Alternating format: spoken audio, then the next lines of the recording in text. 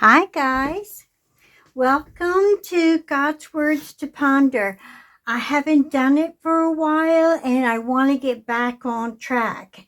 I started a new book and it is this book. It's a word studies that I'm going to be doing, and it's volume number 1 because there's lots and lots of words in God's Word that we need to study.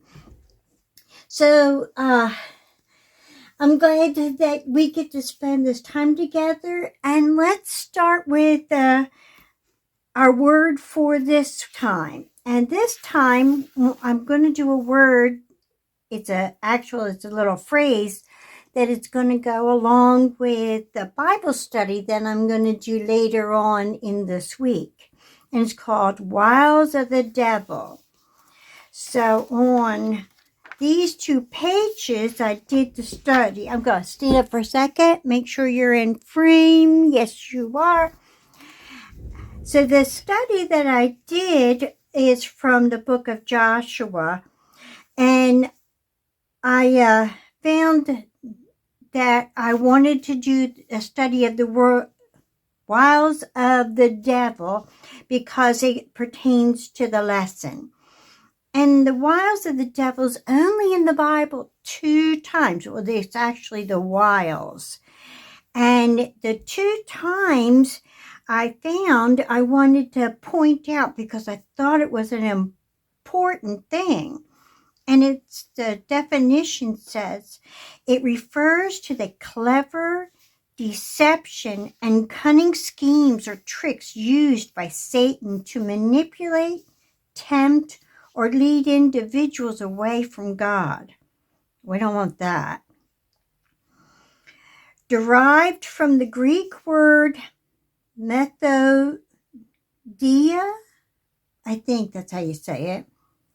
These strategies often involve subtle lies, like Satan in the Garden of Eden, distractions, and emotional attacks aimed at causing spiritual downfall, fear, and doubt. But we have Jesus. So the verse that I have that made me go on to this track was Ephesians 6:11, because I used it in my study. Well, I referred it in my study when I was doing the first one, which we'll have later this week. It says, sorry, I can't even speak. Put on the whole armor of God, that ye may be able to stand against the wiles of the devil. And that's in Ephesians 6:11. So God is telling us what to do. We need to put on the whole armor of God here so we can withstand these things that he's telling us that the devil will do to try to cause us to have spiritual downfall, fear, and doubt, and lead us away from God, which we don't want to happen. And the other place I found it was Numbers 25:18, and it says, "For they vex with their wiles, wherewith they have beguiled you in matters of pure."